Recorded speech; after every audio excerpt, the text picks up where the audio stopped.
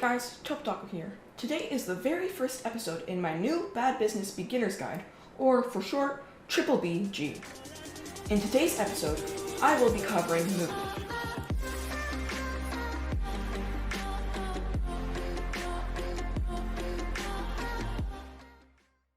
Wow, it feels like only yesterday I was doing episode 1 to my Arsenal series, and yet here we are. Bad Business has a much different movement mechanic than any other game, making it slightly harder to learn.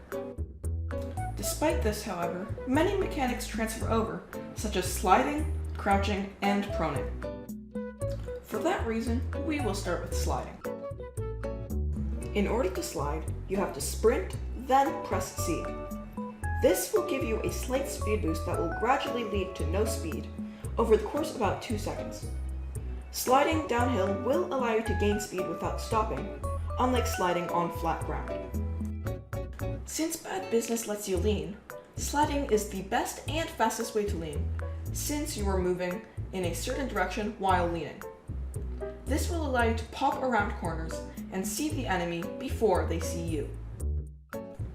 That is all there is to sliding, so now let's talk about another thing in this game that helps a lot: slide canceling.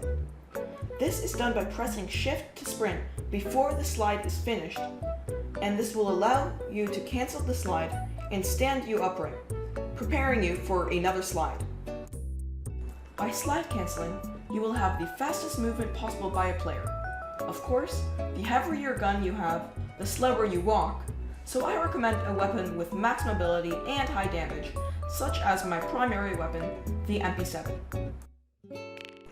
A slide cancel can also be used to outmaneuver your enemy, wasting their bullets and giving you an opportunity to strike. You can slide cancel in any direction, making this strategy very popular among many pro players. Now you know how to properly go fast and speed around your enemies. Even though you can outmaneuver your opponents, make sure to practice your aim as well, using whatever aim trainer you can.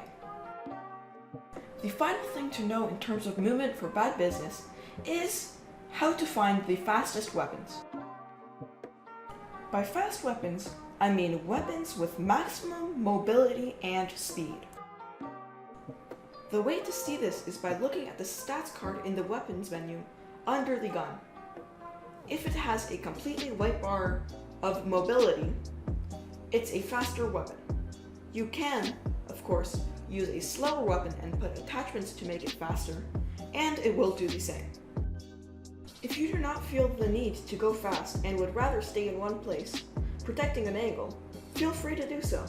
There is reason there are slower guns anyway. Now, with all of that aside, make sure you practice these things. If you don't, you will improve too slowly to make a difference. Make sure to subscribe for part 2, and I will see you guys next week.